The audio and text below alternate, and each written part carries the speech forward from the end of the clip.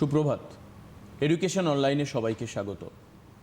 ছাত্রছাত্রীদের জন্য সুখবর আমি গতকালকের অনুষ্ঠানেই বলেছিলাম, এমনকি তার আগের দিনও আমি তোমাদেরকে জানিয়েছিলাম যে সিলেবাস কিন্তু কমেছে 30 to 35%।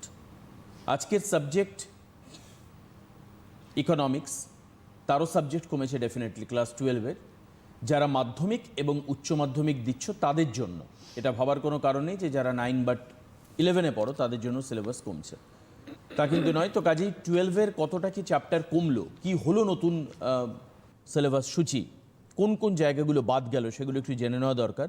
আমি স্বাগত জানাবো লেকটাউন গভর্নমেন্ট স্পন্সর্ড হাই স্কুলের শিক্ষিকা লিপিকা বিশ্বাস আমাদের সঙ্গে উপস্থিত রয়েছেন। ম্যাডামকে স্বাগত। আজকে ইকোনমিক্সে আমরা যাব, আলোচনায় থাকব, একাধিক ইম্পর্টেন্ট বিষয় আলোচনা করব। 5th চ্যাপ্টারে উৎপাদন এবং ব্যয় এটা নিয়ে আলোচনা হবে, কিন্তু তার আগে কোন অংশটুকু কমলো সিলেবাসের সেটুকু আমরা একটু জেনে নেওয়ার চেষ্টা করব। ম্যাডামকে স্বাগত অনুষ্ঠানে। ম্যাডাম যদি একটু এই ব্যাপারটা ফোকাস করে দিতে পারেন। হ্যাঁ, সব সাবজেক্টের ওপরেই সিলেবাস কমানো হয়েছে ওয়েস্ট বেঙ্গল কাউন্সিল থেকে।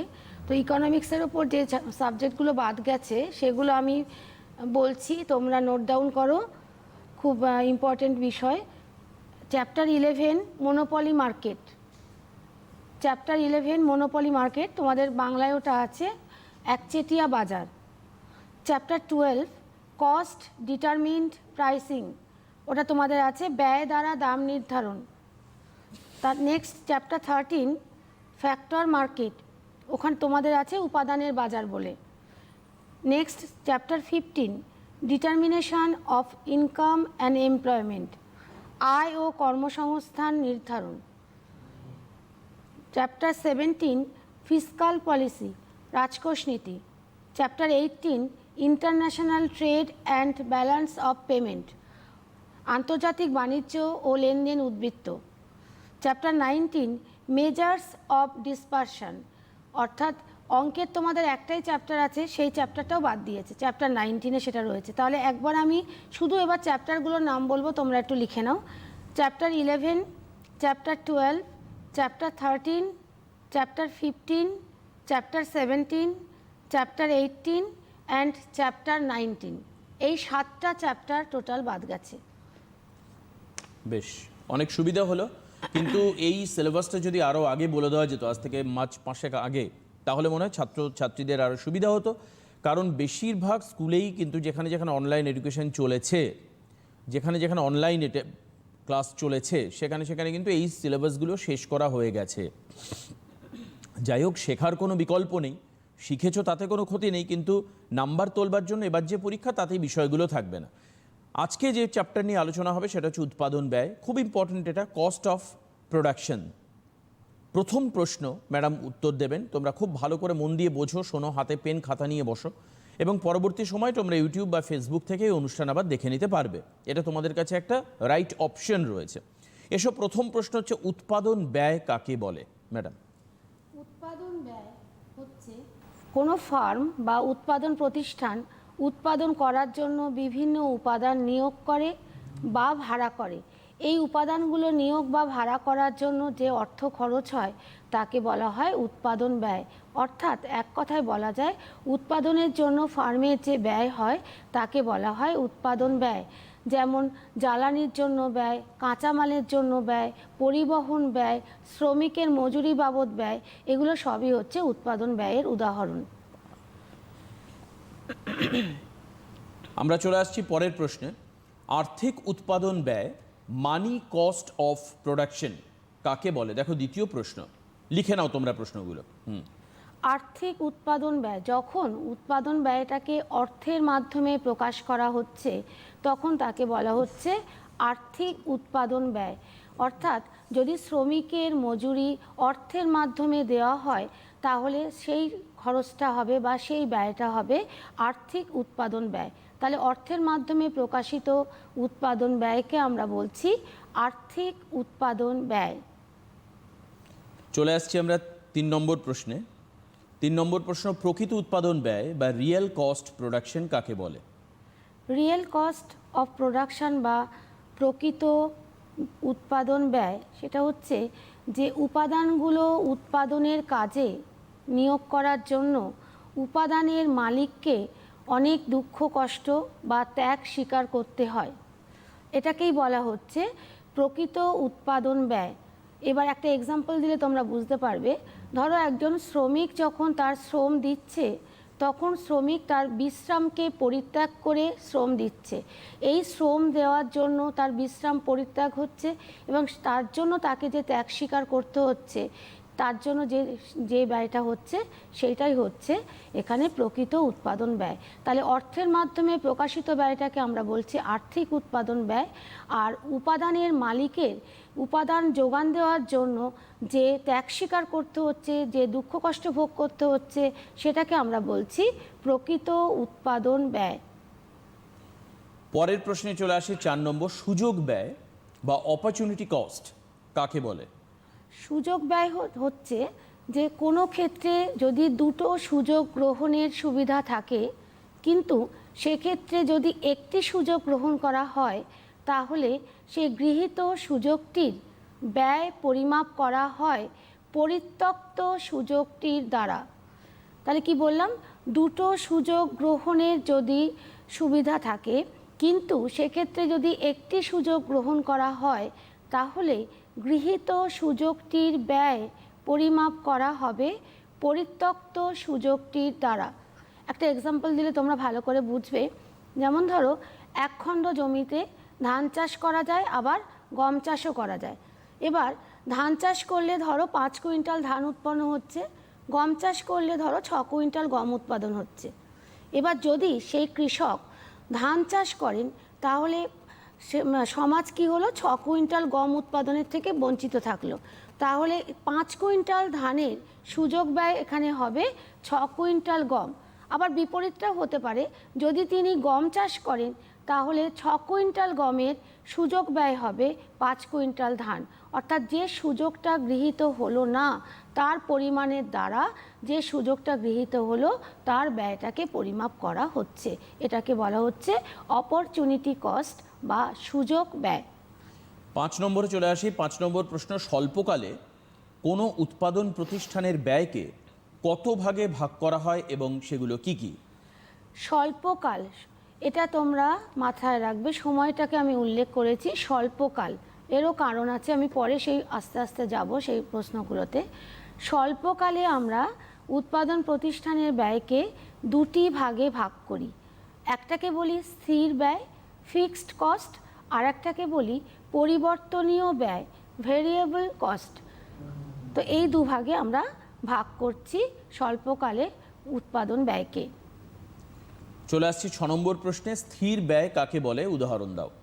স্বল্পকালে ফার্ম স্থির উপাদানগুলোর জন্য যে ব্যয় করে, সেই ব্যয়টাকে আমরা বলি স্থির ব্যয়। এবার কোন উপাদানগুলো তাহলে স্বল্পকালে স্থির থাকে? না, সময়টা যেহেতু অল্প, তাই স্বল্পকালে কি করে? ফার্ম তার কারখানা বাড়ির বা কারখানা ঘরের পরিবর্তন ঘটাতে পারে না, ফার্ম নতুন করে জমি কিনতে পারে না। তাহলে আমরা বলতে পারি যে স্থির উপাদানগুলোর জন্য যে ব্যয়টা হচ্ছে সেটা কি হচ্ছে? জমির খাজনা, মূলধনের সুদ বা স্থায়ী কর্মচারীদের বেতন, এগুলো সব হচ্ছে স্থির ব্যয়ের উদাহরণ। তোমাদের কি হয় যে অনেক সময় সংজ্ঞা লিখতে দেয়, আবার কখনো শুধু উদাহরণ চায়, দুটো উদাহরণ চায়, 2 নম্বর থাকে এই চ্যাপ্টার থেকে। তো যদি সংজ্ঞাও লিখতে দেয়, তাহলেও তোমাদের উদাহরণ দিতে হবে। উদাহরণ না দিলে ফুল মার্কস আসে না। আমরা পরবর্তী প্রশ্নে চলে আসি। স্থির ব্যয় পড়েছিলাম আগে, তারপরেরটা হচ্ছে পরিবর্তনীয় ব্যয় কাকে বলে বা পরিবর্তনশীল ব্যয় কাকে বলে? উদাহরণ দাও। পরিবর্তনীয় ব্যয় হচ্ছে স্বল্পকালে ফার্ম তার পরিবর্তনীয় উপাদানগুলোর জন্য যে ব্যয় করে, তাকে বলা হয় পরিবর্তনীয় ব্যয় বা ভেরিয়েবল কস্ট। স্বল্পকালে ফার্ম তার পরিবর্তনীয় উপাদানের জন্য যে ব্যয় করে, সেই ব্যয়কে আমরা বলি পরিবর্তনীয় ব্যয় বা ভেরিয়েবল কস্ট। যেমন কাঁচামালের দাম, অস্থায়ী শ্রমিকের বেতন, তারপরে পরিবহন ব্যয়, এগুলো সবই হচ্ছে পরিবর্তনীয় ব্যয়। এই ব্যয়গুলোকে পরিবর্তন করা যায়। এই প্রসঙ্গে তোমাদের আমি একটু এই দু প্রকার ব্যয়ের মধ্যে একটু পার্থক্য আলোচনা করি। যে স্থির ব্যয় আর পরিবর্তনীয় ব্যয় কাকে বলে তোমরা জানলে, উদাহরণ দিয়েও আমি বোঝালাম। এরপরে যদি পার্থক্য আকারে আসে, তখন তোমরা কি করবে? এর সঙ্গে আর কয়েকটা পয়েন্ট যোগ করবে। যেমন ধরো আমি বলছি যে স্থির ব্যয় উৎপাদনের পরিমাণের উপর নির্ভর করে না, অর্থাৎ ফার্ম উৎপাদন করুক বা না করুক, উৎপাদন বৃদ্ধি করুক বা হ্রাস করুক, ফার্মকে একটা নির্দিষ্ট পরিমাণ স্থির ব্যয় সবসময়ই বহন করতে হয়। কিন্তু পরিবর্তনীয় ব্যয় উৎপাদনের উপর নির্ভরশীল।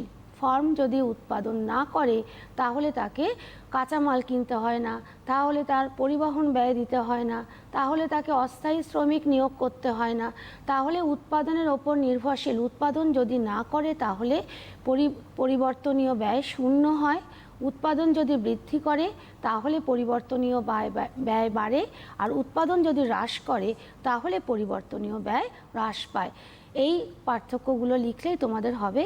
এটা খুব ভাইটাল পয়েন্ট, উৎপাদনের উপর নির্ভর করে কোনটা করে না। 7 নম্বর প্রশ্নে চলে আসি, পরিবর্তনীয় ব্যয় কাকে আচ্ছা না 8 নম্বর প্রশ্নে চলে আসি, দীর্ঘকালে সব ব্যয় পরিবর্তনীয় ব্যয় কেন? দীর্ঘকাল আর স্বল্পকাল এই কথা দুটো তোমাদের দেখবে বিভিন্ন চ্যাপ্টারে স্বল্পকাল আর দীর্ঘকাল কথা দুটো আসছে। তো তোমাদেরকে আমি একটু এখানে বলি, আগের দিনও আমি বলেছি আর আজকেও একটু বলি যে এই দুটো সময়ের মধ্যে আমরা কিভাবে পার্থক্য করি। আগে সেই পার্থক্যটা জানো, তারপরে আমি দীর্ঘকালে কেন সব ব্যয় পরিবর্তনীয় সেটা আমি বলছি। স্বল্পকাল হচ্ছে এমন একটা সময় যে সময়ের মধ্যে ফার্ম তার সমস্ত উপাদানের পরিবর্তন করতে পারে না, অর্থাৎ স্বল্পকালীন সময়ে ফার্মের কিছু স্থির উপাদান থাকে আর কিছু পরিবর্তনীয় উপাদান থাকে।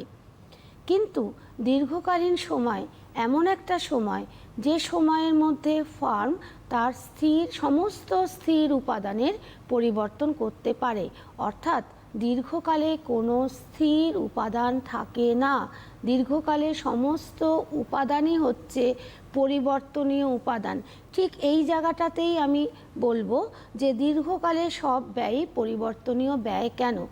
আমরা দেখলাম যে দীর্ঘকালে তাহলে কোনো স্থির উপাদান থাকে না, তাই যেহেতু সমস্ত উপাদানই পরিবর্তনীয় উপাদান, তাই দীর্ঘকালে পরিবর্তনীয় উপাদানের জন্য যে ব্যয়টা হচ্ছে সেটা শুধু পরিবর্তনীয় ব্যয়ই হচ্ছে, কোনো স্থির ব্যয় দীর্ঘকালে থাকছে না।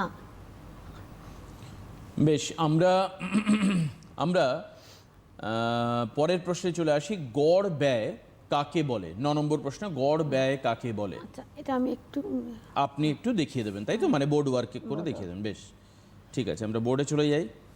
বোর্ড চলে এসেছে, আপনি পেন সিলেক্ট করে নিয়ে করতে পারেন। গড় ব্যয় আমরা ইংলিশে এটাকে বলি অ্যাভারেজ কস্ট।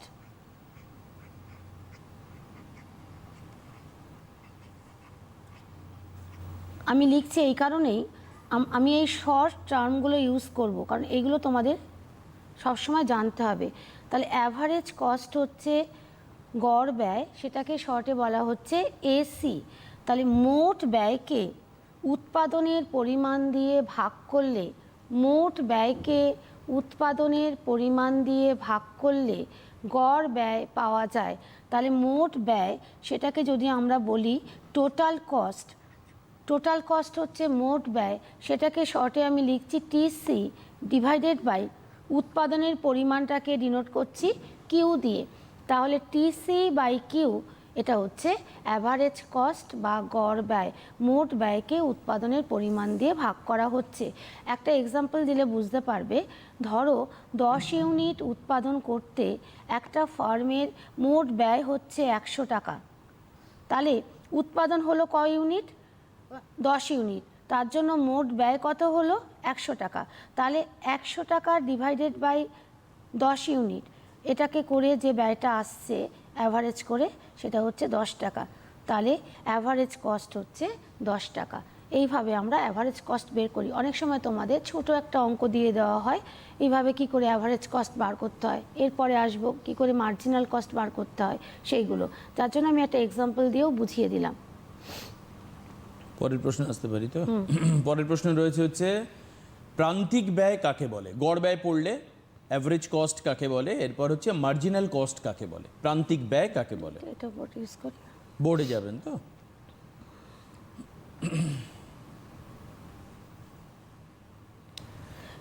প্রান্তিক ব্যয় এর ইংলিশ টার্মটা হচ্ছে মার্জিনাল কস্ট।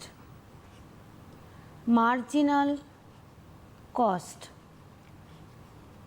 বা আমরা শর্টে বলবো এমসি।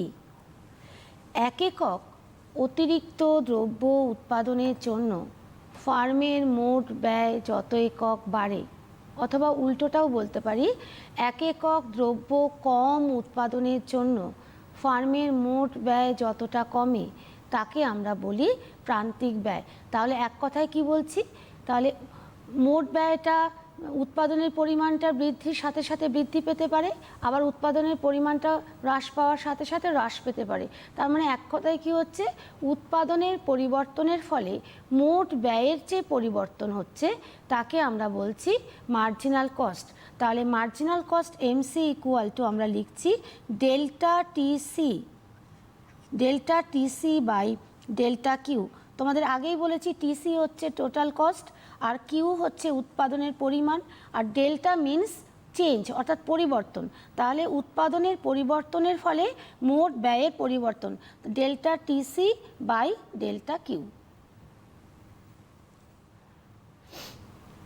পরের প্রশ্ন দেখে নাও তোমরা। 11 নম্বর প্রশ্ন, গড় ব্যয় এবং প্রান্তিক ব্যয়ের মধ্যে সম্পর্ক কি? গড় ব্যয় এবং প্রান্তিক ব্যয় অর্থাৎ অ্যাভারেজ কস্ট এবং মার্জিনাল কস্ট এর মধ্যে ডিফারেন্স কি, পার্থক্য কি? পার্থক্য নয়, সম্পর্ক কি, কি রিলেশন? বোর্ডে চলে আসি।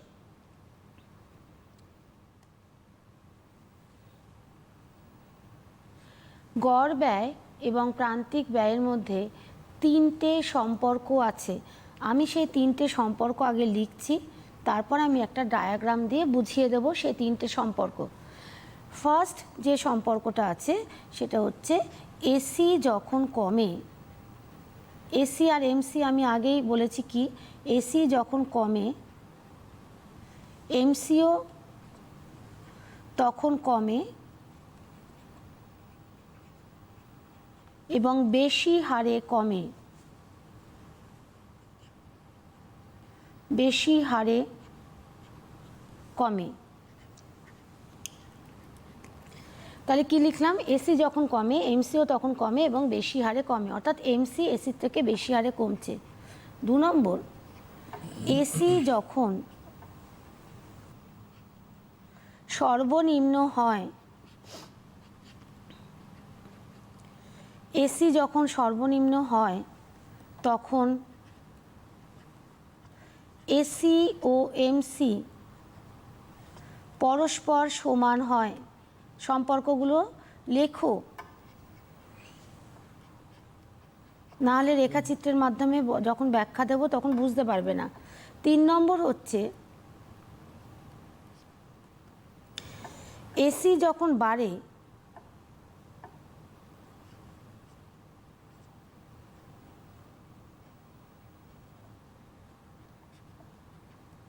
তখন এমসিও বাড়ে এবং বেশি হারে বাড়ে। অর্থাৎ কি দেখতে পেলে, এসি যখন কমছে তখন এমসি কমছে, বেশি হারে কমছে, আবার এসি যখন বাড়ছে তখন এমসিও বাড়ছে এবং বেশি হারে বাড়ছে। তাহলে এমসির হ্রাস পাওয়াটা যেমন এসির তুলনায় বেশি, আবার এমসির বৃদ্ধি পাওয়াটাও তেমন এসির তুলনায় বেশি। এবার আমি একটা ডায়াগ্রাম দিচ্ছি, দিয়ে এই তিনটে রিলেশনকে ব্যাখ্যা দিচ্ছি সেই ডায়াগ্রামের সাহায্যে। এই যে আমি এই চ্যাপ্টারে ডায়াগ্রামে দুটো অ্যাক্সিসকে যা নির্দেশ করব, প্রত্যেকটা ডায়াগ্রামে সেই সেম নির্দেশ হবে। আমি এটাতে নির্দেশ করছি, এর পরেরগুলোতে আর করব না। ও এক্স অর্থাৎ হরাইজন্টাল অ্যাক্সিস নির্দেশ করছে উৎপাদনের পরিমাণ, আর ও ওয়াই ভার্টিক্যাল অ্যাক্সিস নির্দেশ করছে ব্যয়ের পরিমাণ। এবার এসি আর এমসির মধ্যে সম্পর্ক, এসি রেখা ইংরাজি ইউ শেপ হয়, কেন হয় এগুলো নিয়ে পরে কোশ্চেন আছে, আমি আলোচনা করব। এটা হচ্ছে এসি রেখা, এসি প্রথমে হ্রাস পেল, এই পয়েন্টে এসে মিনিমাম হলো, তারপরে আবার এসি বৃদ্ধি পেল। এই যে মিনিমাম পয়েন্ট এসি কার্ভে, এই মিনিমাম পয়েন্ট দিয়ে এমসি রেখা যাবে, আর কোনো পয়েন্ট দিয়ে এমসি রেখা যাবে না, এসির মিনিমাম পয়েন্ট দিয়ে যাবে। তাহলে ফার্স্ট রিলেশন, এসি যখন কমছে মানে এসি রেখা নিম্নমুখী হচ্ছে, এমসিও তখন কমছে মানে এমসি রেখা নিম্নমুখী হচ্ছে, কিন্তু এমসি বেশি হারে কমছে, তাই জন্য এসি রেখার নিচে এমসি রেখা অবস্থান করছে। সেকেন্ড রিলেশন, এসি যখন সর্বনিম্ন, সাপোজ এ পয়েন্টে এসি সর্বনিম্ন, তাহলে এসি আর এমসি তখন পরস্পর সমান, তখনই এমসি রেখা এসি রেখাকে ছেদ করে ওপরে উঠেছে, আর কোনো বিন্দুতে ছেদ করেনি, তাহলে এখানে এসি আর এমসি পরস্পর সমান হচ্ছে। থার্ড রিলেশন, এসি যখন বাড়ছে এ বিন্দুর পর, তখন এমসিও বাড়ছে, বেশি হারে বাড়ছে, তাই জন্য এসি রেখার উপরে এমসি রেখা অবস্থান করছে। তাহলে এইভাবে ডায়াগ্রাম দিয়েও আমি তিনটে রিলেশনকে ব্যাখ্যা দিলাম। ছবিটা তুলে নাও, একবার একটু এই পেজটাতে যাই, একবার একটু স্ন্যাপ তোমরা নিয়ে নাও, যদি তোমাদের হাতে ফোন থাকে তাহলে ডায়াগ্রাম সহ একবারে একটা ছবি তোমরা পেয়ে যাবে।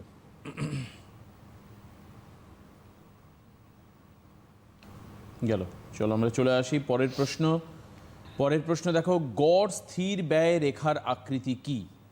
গড় স্থির ব্যয় রেখার আকৃতি কি হবে? তার মানে এটা ডায়াগ্রাম একেই বোঝাবেন ম্যাডাম, এটা আমার বিশ্বাস। আমি চলে আসি বোর্ড পেজে। একদম। আচ্ছা, এটা ইরেজ কর। হ্যাঁ, আমি করে দিচ্ছি জাস্ট মিনিট।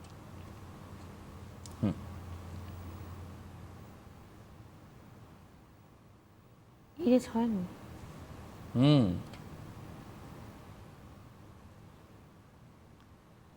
চলো। আচ্ছা, তোমাদের আমি এই গড় স্থির ব্যয় কিভাবে আসছে সেটাকে আগে ব্যাখ্যা করি, তারপরে আমি তার শেপ নিয়ে আলোচনা করব। আমরা দেখেছি স্বল্পকালে, এগুলো সবই হচ্ছে স্বল্পকালীন বিষয়ে আমি আলোচনা করছি, দীর্ঘকালীন নয়।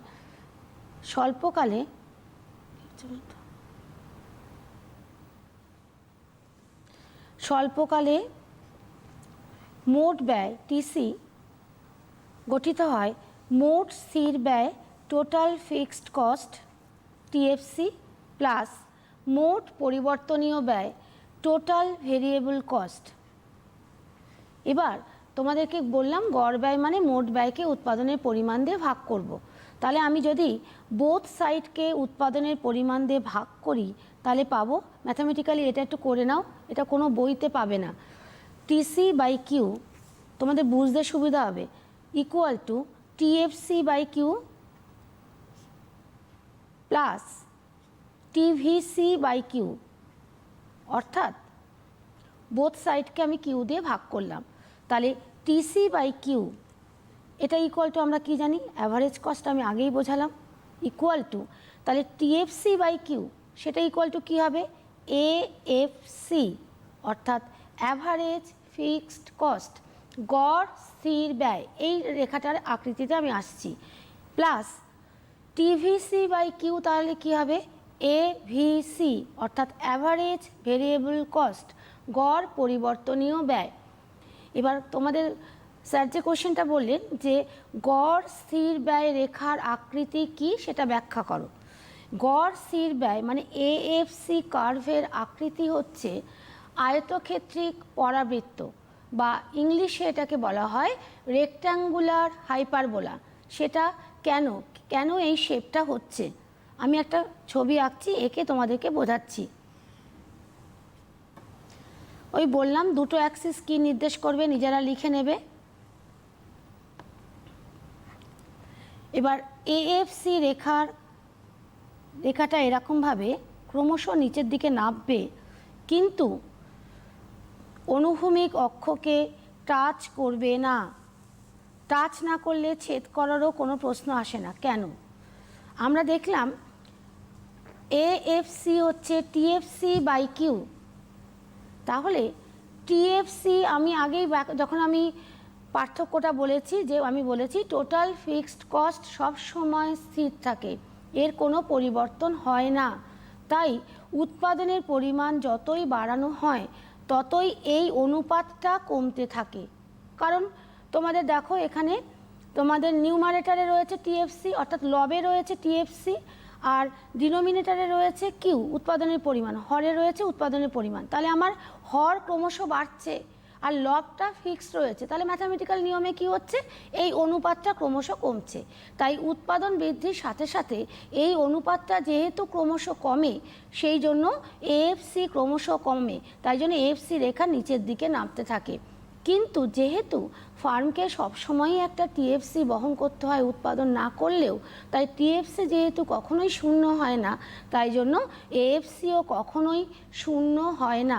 শূন্য হচ্ছে না বলে ঋণাত্মক হওয়ারও কোনো প্রশ্ন নেই, তাহলে শূন্য বা ঋণাত্মক হয় না। তাহলে এই যে শেপটা আমরা পাচ্ছি, এই শেপটাকে বলা হচ্ছে রেক্ট্যাঙ্গুলার হাইপারবোলা, বা তোমরা এটাকে এইভাবেও বলতে পারো যে এএফসি ইকুয়াল টু আমি পেলাম টিএফসি বাই কিউ। এখান থেকে আমরা পাচ্ছি এএফসি গুণ কিউ, জাস্ট বজ্রগুণ করো, ইকুয়াল টু টিএফসি। তাহলে টিএফসিটা হচ্ছে স্থির, টিএফসিটা স্থির আমরা জানি।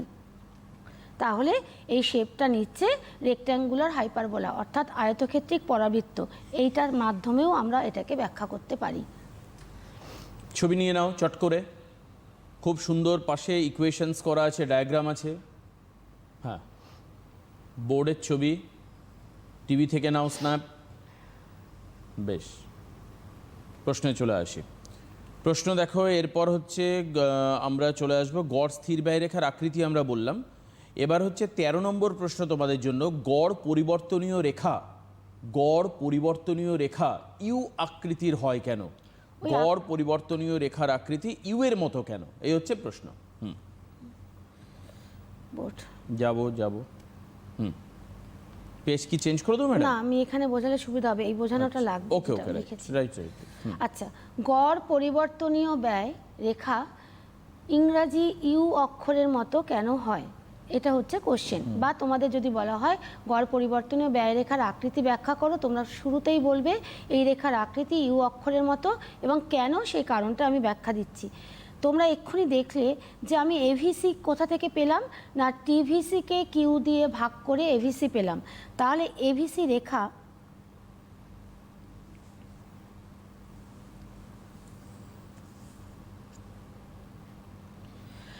উৎপাদন বৃদ্ধির সাথে সাথে কি হচ্ছে, উৎপাদন প্রথম দিকে যখন বৃদ্ধি পায় তখন কি হচ্ছে, এভিসি ক্রমশ হ্রাস পায়। কেন এভিসি ক্রমশ হ্রাস পায়? কারণ যে উৎপাদন তো বাড়ছে আর টিভিসি কমছে, তাহলে টিভিসি কমছে, উৎপাদন কিউ বাড়ছে, তাহলে এই অনুপাতটা কমছে। তাই উৎপাদন বৃদ্ধির প্রথম দিকে এভিসি আমার কমতে থাকে, সেই জন্য এভিসি রেখাটা ক্রমশ নিচের দিকে নামবে। নামতে নামতে উৎপাদন যখন অপটিমাম লেভেলে পৌঁছবে, অর্থাৎ উৎপাদন যখন কাম্য স্তরে পৌঁছবে, তখন আমার এই গড় পরিবর্তনীয় ব্যয়টা সর্বনিম্ন হবে, একটা পয়েন্টে সর্বনিম্ন হবে। এরপরে যখন উৎপাদন আবার বাড়ানো হবে, তখন কিন্তু আর এভিসিটা কমবে না, তখন এভিসিটা বাড়তে শুরু করবে। তাই এভিসি এই পয়েন্টে মিনিমাম হয়ে আবার ওপরের দিকে উঠতে শুরু করেছে। তাহলে এই রেখাটা আমি পাচ্ছি এভিসি রেখা, এটা ইংরাজি ইউ অক্ষরের মতো হচ্ছে। প্রথম দিকে এভিসি কমছে, তাই জন্য এভিসি রেখাটা নিম্নগামী হচ্ছে, তারপরে একটা পয়েন্টে এভিসি মিনিমাম হচ্ছে, তারপরে আবার উৎপাদন বাড়ালে এভিসি তখন কিন্তু না কমে বাড়তে থাকে, সেই জন্য এভিসি কার্ভটা আপওয়ার্ড রাইজিং তখন হয়ে যায়। এই শেপটা একটা ইউ শেপ, ইংরাজি ইউ শেপের মতো হচ্ছে। আবার ছবি নাও তোমরা সঙ্গে, টিভি স্ক্রিনে দেখো, ফুল স্ক্রিন একটু আমি দেখিয়ে। হ্যাঁ, ব্যাস, এই আপওয়ার্ড রাইজিং রেখাটা দেখতে অনেকটা কিন্তু ডেফিনেটলি ইউ এর মতো, ইউ আকৃতির রেখা, এই কারণের জন্য এটাকে ইউ আকৃতির মতো হয়। চলে আসি আমরা পরের প্রশ্নে আসি। পরের প্রশ্ন দেখে নিই কী রয়েছে। আচ্ছা, দেখে নিই এটা। স্বল্পকালীন গড় ব্যয় রেখার আকৃতি কি? স্বল্পকালীন গড় ব্যয় রেখার আকৃতি কি? আবার বোর্ড লাগবে। হ্যাঁ, অবশ্যই বোর্ডে যাব। চেঞ্জ করে দেবো কি পৃষ্ঠাটা? ওকে, রাইট।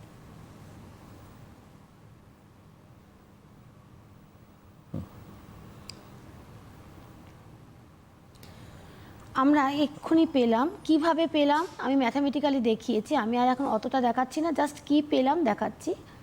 এসি ইকুয়াল টু পেলাম এএফসি প্লাস এভিসি। এবং তাহলে কি হচ্ছে, স্বল্পকালে গড় ব্যয়ের মধ্যে দুটো অংশ থাকছে, একটা হচ্ছে এএফসি গড় স্থির ব্যয় রেখা, আর একটা হচ্ছে এভিসি গড় পরিবর্তনীয় ব্যয় রেখা। তাহলে এই দুটো রেখার সমষ্টি নিয়ে তৈরি হবে স্বল্পকালীন গড় ব্যয় রেখা। এবার আমি একটা ডায়াগ্রাম আঁকছি।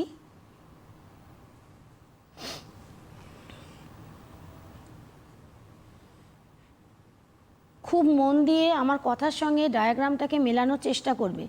আমরা এক্ষুনি পেলাম যে এএফসি রেখার আকৃতিটা হচ্ছে এই শেপ, রেক্ট্যাঙ্গুলার হাইপারবোলা বা আয়তক্ষেত্রিক পরাবৃত্ত, আর এভিসি রেখার আকৃতিটা হচ্ছে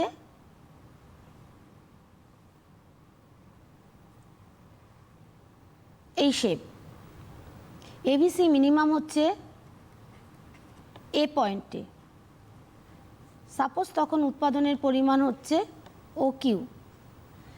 এইবার আমি এসি রেখাটা আগে আঁকবো, তারপরে আমি এর শেপটা ব্যাখ্যা দেব। এসি রেখাও এরকম ইউ শেপ নেবে, কিন্তু এভিসির সঙ্গে একটাই তফাৎ থাকবে, আমি বলছি আগে আমি এঁকে নিই।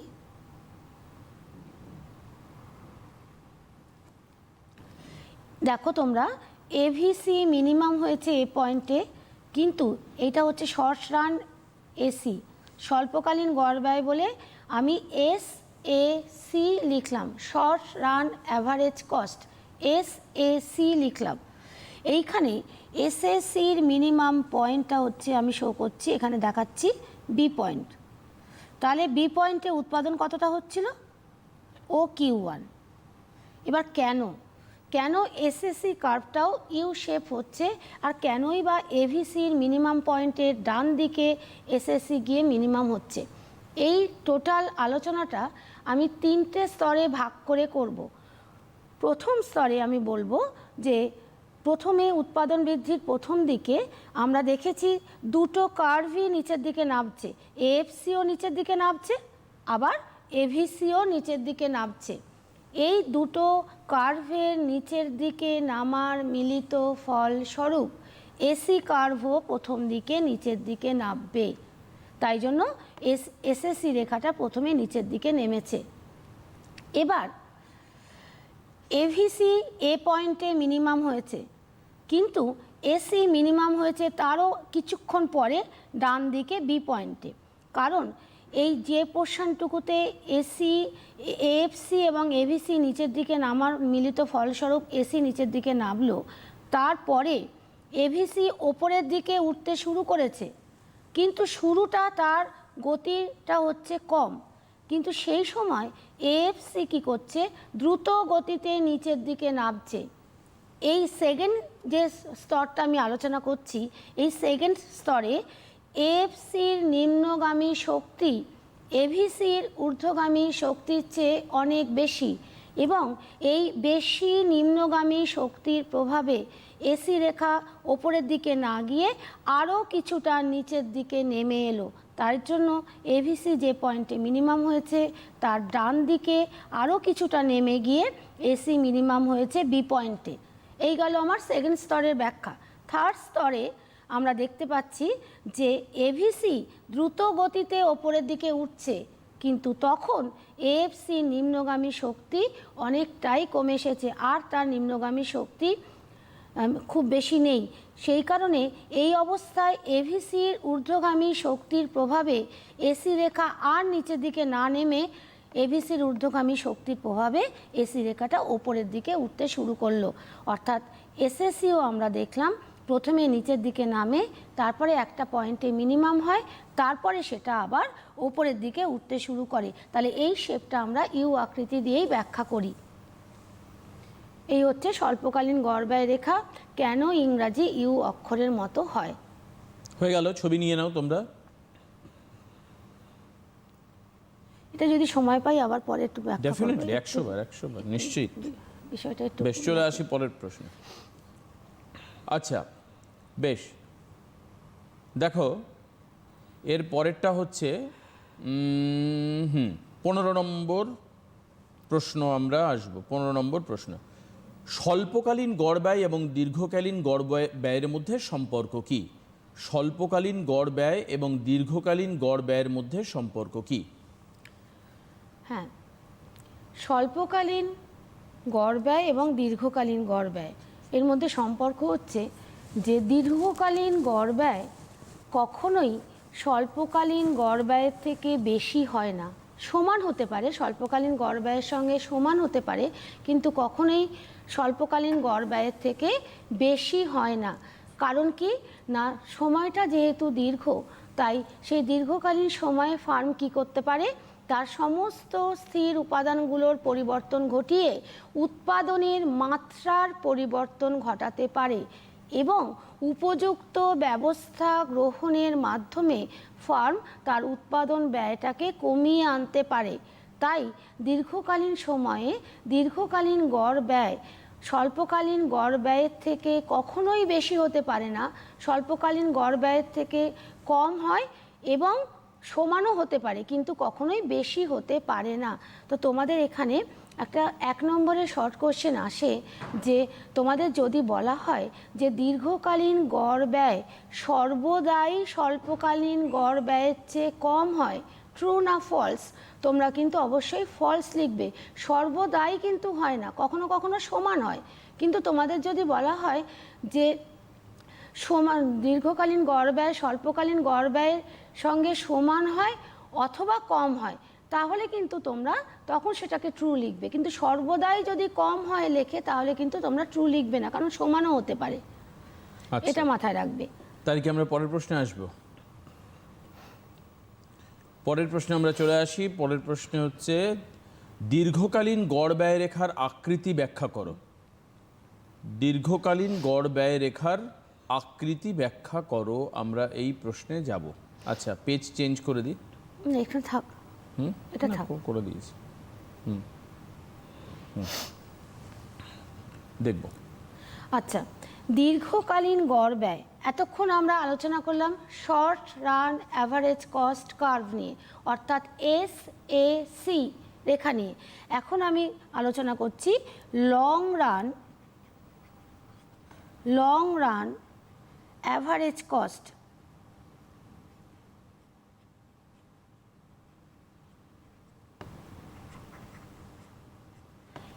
এটাকে আমরা শর্টে বলি LAC, long run average cost curve, অর্থাৎ দীর্ঘকালীন গড় ব্যয় রেখা, দীর্ঘকালীন গড় ব্যয় রেখার আকৃতি। দীর্ঘকাল কতগুলো স্বল্পকালের সমষ্টি।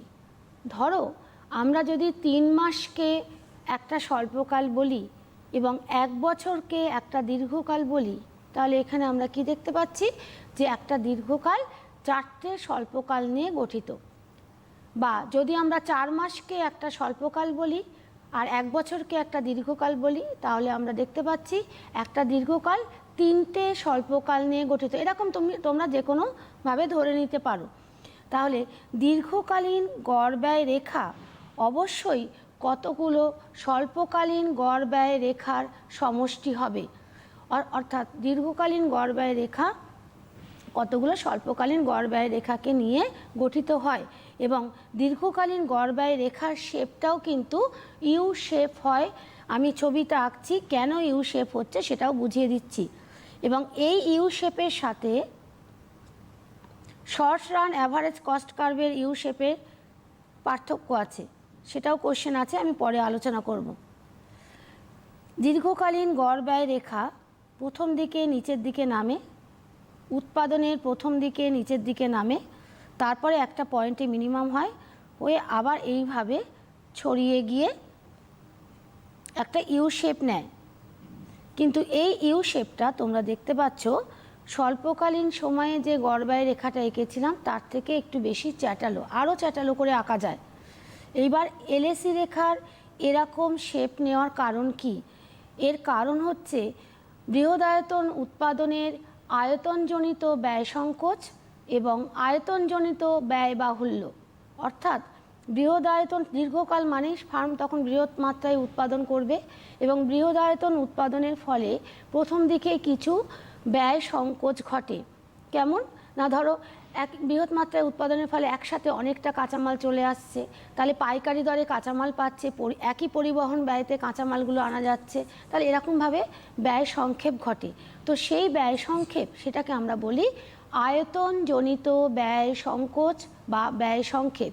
এই আয়তনজনিত ব্যয় সংকোচের জন্য প্রথমে দীর্ঘকালীন গড় ব্যয় কমতে থাকে, তার ফলস্বরূপ দীর্ঘকালীন গড় ব্যয় রেখা নিচের দিকে এইভাবে নামতে থাকে। তারপরে উৎপাদন অপটিমাম লেভেলে পৌঁছলে অর্থাৎ কাম্য স্তরে পৌঁছলে দীর্ঘকালীন গড় ব্যয় সর্বনিম্ন হয়। এ পয়েন্টে সর্বনিম্ন হয়েছে তখন উৎপাদন OQ, এটা হচ্ছে optimum level of production, OQ লেভেলটা। এবার এর পরে কি হয়, বৃহদায়তন উৎপাদনের যে ব্যয় সংক্ষেপগুলো প্রথম দিকে ফার্ম ভোগ করেছে, পরের দিকে কিন্তু আর সেই ব্যয় সংকোচের সুবিধাগুলো ভোগ করে না, তখন ব্যয় বাহুল্য ঘটে এবং সেই ব্যয় বাহুল্যের জন্য দীর্ঘকালীন ব্যয়টা তখন বাড়তে থাকে। দীর্ঘকালীন গড় ব্যয় তখন বাড়ছে বলে ওপরের দিকে উঠছে এবং এই শেপটা ওই জন্য প্রথম দিকে নিচে নামছে, একটা পয়েন্টে মিনিমাম হচ্ছে, তারপরে আবার ওপরের দিকে উঠছে, এটাও ইউ শেপ। এই দীর্ঘকালীন গড় ব্যয় রেখা তাহলে তোমরা বলবে ইউ আকৃতির হয়। এবং কেন হয় তার কারণ হচ্ছে আয়তনজনিত দীর্ঘকালীন সময়ে বৃহদায়তন উৎপাদনের আয়তনজনিত ব্যয় সংকোচ এবং আয়তনজনিত ব্যয় বাহুল্যের কারণে প্রথমে নিচের দিকে নামছে, তারপরে ওপরের দিকে উঠছে। বেশ, ছবিটাকে আমি নিয়ে নিতে বলি। ছবিটা রয়েছে স্ক্রিনে, ছবিটা নিয়ে নাও। প্রশ্নটার সঙ্গে পাশাপাশি এই ছবিটাকে নিজের একবার ডায়াগ্রাম করে পরিষ্কার করে এঁকে রাখবে যখন খাতার মধ্যে, চেষ্টা করো করা, কারণ ইকোনমিক্সের ডায়াগ্রাম খুব ইম্পর্ট্যান্ট। চলে আসছি আমরা পরের প্রশ্ন। পরের প্রশ্ন কি আছে? 16 নম্বর প্রশ্ন না, ওটা হয়ে 17 নম্বর প্রশ্ন। 17 নম্বর প্রশ্ন হচ্ছে LAC রেখা এবং SAC রেখার তুলনায় চ্যাটালো হয় কেন? LAC রেখা এবং SAC রেখার তুলনায়, হ্যাঁ, LAC রেখা SAC রেখার তুলনায় চ্যাটালো হয় কেন? বোর্ড নেই। বেশ, আমরা বোর্ডে চলে আসি। আচ্ছা, এক্ষুনি তোমাদের আমি বললাম যে একটা দীর্ঘকাল কতগুলো স্বল্পকালের সমষ্টি, তাহলে একটা দীর্ঘকালীন গড় ব্যয়ও কতগুলো স্বল্পকালীন গড় ব্যয়কে পরিবেষ্টন করে চারদিকে ঘিরে রাখে। যেমন আমি যদি বলি 3টে স্বল্পকাল নিয়ে একটা দীর্ঘকাল গঠিত হচ্ছে, তাহলে আমি বলতে পারি 3টে স্বল্পকালীন গড় ব্যয় রেখা নিয়ে একটা দীর্ঘকালীন গড় ব্যয় রেখা গঠিত হচ্ছে। কি করে গঠিত হচ্ছে?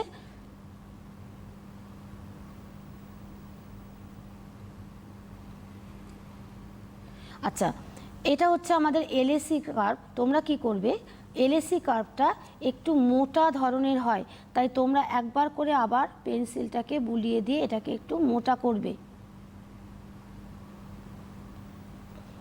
দেখতে পাচ্ছ আমি আগেও SAC রেখা এঁকেছি, সেই SAC রেখার ইউ শেপটা একটু খাড়া স্টিপ, আর এটা হচ্ছে ফ্ল্যাট, অর্থাৎ এটা বেশি ফ্ল্যাটার দেন SAC কার্ভ।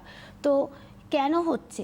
কারণ LAC রেখা কতগুলো SAC রেখাকে পরিবেষ্টন করে থাকে, অর্থাৎ LACর মধ্যে অনেকগুলো SAC রেখা থাকে। সাপোজ এটা হচ্ছে আমার SAC1, এটা হচ্ছে আমার SAC2, আর এটা হচ্ছে আমার SAC3। আমি এক্ষুনি বলেছি যে 3টে স্বল্পকালকে নিয়ে আমি একটা দীর্ঘকাল তৈরি করব। তাহলে এই 3টে স্বল্পকালীন গড় ব্যয় রেখা নিয়ে দীর্ঘকালীন গড় ব্যয় রেখাটা গঠিত হলো। যেহেতু এই দীর্ঘকালীন গড় ব্যয় রেখার মধ্যে অনেকগুলো স্বল্পকালীন গড় ব্যয় রেখা রয়েছে, অর্থাৎ ধারণ করে রয়েছে, তাহলে এটা তো একটু বাটি শেপ বা চ্যাটালো আকৃতির হবেই। তাই স্বল্পকালীন গড় ব্যয় রেখার তুলনায় দীর্ঘকালীন গড় ব্যয় রেখা চ্যাটালো বা ফ্ল্যাটার হয়। ছবি দেখে নিয়েছো? ছবিটা নিয়ে নাও। এই LAC রেখাটাকে একটু মোটা করে আঁকবে তোমরা। বেশ, পরের প্রশ্নে চলে আসি। পরের প্রশ্ন আমরা যাব, 20-তে যান। একটা মিনিট। অথবা পরে যেটা 20 রয়েছে, হ্যাঁ। উৎপাদনের দীর্ঘকালীন ব্যয় কখনোই স্বল্পকালীন ব্যয়ের থেকে বেশি হতে পারে না কেন? আরেকবার আমি বলে দিই, উৎপাদনের দীর্ঘকালীন ব্যয় কখনোই স্বল্পকালীন ব্যয়ের চাইতে বেশি হতে পারে না কেন? আচ্ছা, আমি আগে সেম কোশ্চেনটা বলেছি, দীর্ঘকালীন গড় ব্যয় কখনোই স্বল্পকালীন গড় ব্যয়ের থেকে বেশি হতে পারে না। আর এখানে কোশ্চেনটারও তোমাদের দুটো কোশ্চেনই আসে পরীক্ষায়, তোমরা বিভিন্ন সালের কোশ্চেন যখন সলভ করবে দেখবে কখনো আসছে দীর্ঘকালীন গড় ব্যয় স্বল্পকালীন গড় ব্যয় দিয়ে, আবার কখনো আসছে শুধু ব্যয় দিয়ে, দীর্ঘকালীন ব্যয় এবং স্বল্পকালীন ব্যয়। উত্তরটা প্রায় একই। আর একবার যেহেতু আলাদা আলাদাভাবে আসে বলে আমি আর কোশ্চেনটাকে আরেকবার দিয়েছি, ওই জন্য যে তোমরা তাহলে এই কোশ্চেনটাকে সাজাবে কিভাবে, উত্তরটাকে বলবে যে দীর্ঘকালীন সময়ে ফার্ম তার সমস্ত উপাদানের পরিবর্তন করতে পারে।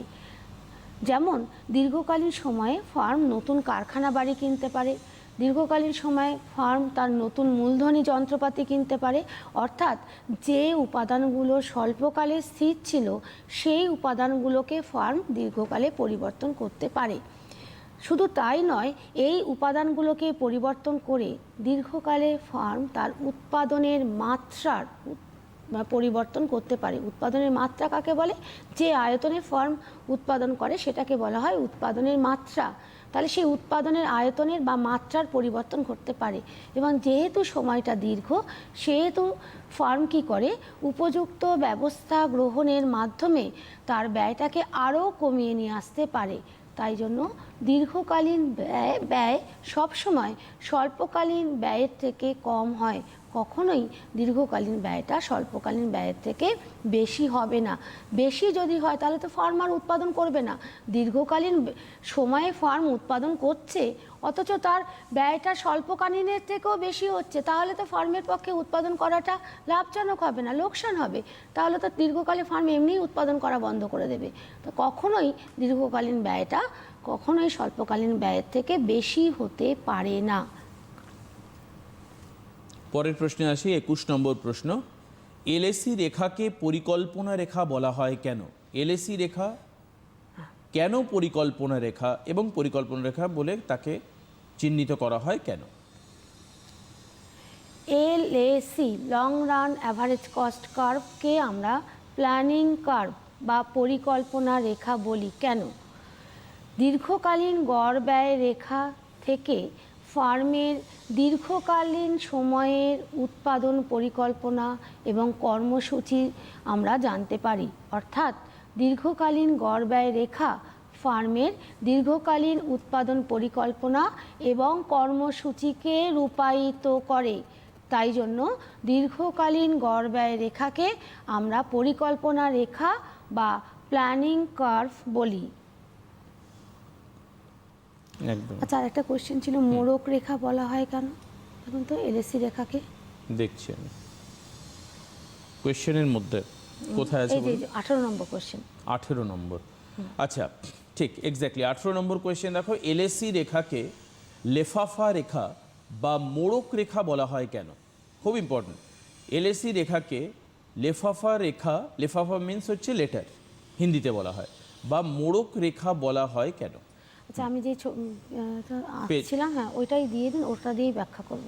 ওই ছবিটা কোনটা বলুন তো, আমি দেখি। ওই যে এলএসি রেখা, মোটা একটা এলএসি রেখা আঁকলাম। দাঁড়ান একটা মিনিট, আমি একটু প্রিভিয়াস ছবিগুলো দেখার চেষ্টা করি, আপনি বললে আমি সেটাতে স্টে করব।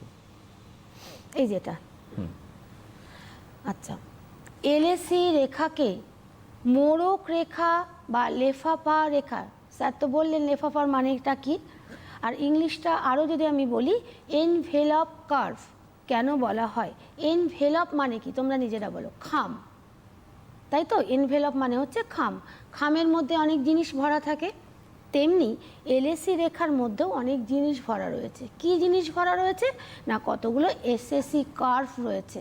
অর্থাৎ এলএসি কতগুলো এসএসসি কার্ভকে পরিবেষ্টন করে ঘিরে রাখে।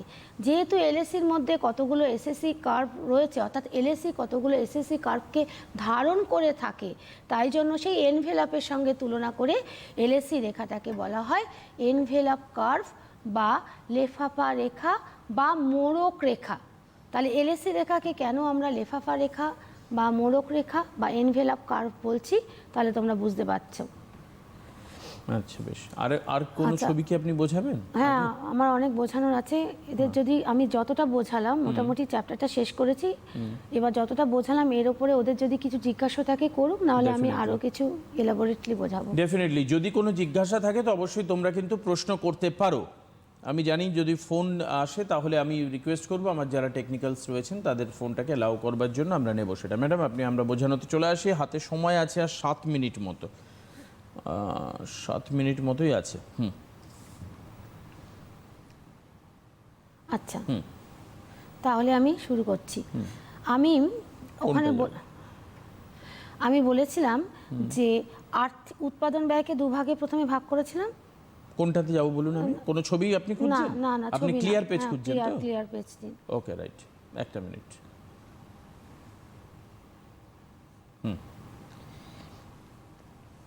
আমি প্রথমে উৎপাদন ব্যয়কে দুভাগে ভাগ করেছিলাম। একটাকে কি বলেছিলাম? আর্থিক উৎপাদন ব্যয়। আর একটাকে কি বলেছিলাম? প্রকৃত উৎপাদন ব্যয়। আর্থিক উৎপাদন ব্যয় আর একটাকে বলেছিলাম প্রকৃত উৎপাদন ব্যয়। এবার এই আর্থিক উৎপাদন ব্যয়কেও আবার দুভাগে ভাগ করা যায়। এই ভাগটা বলিনি,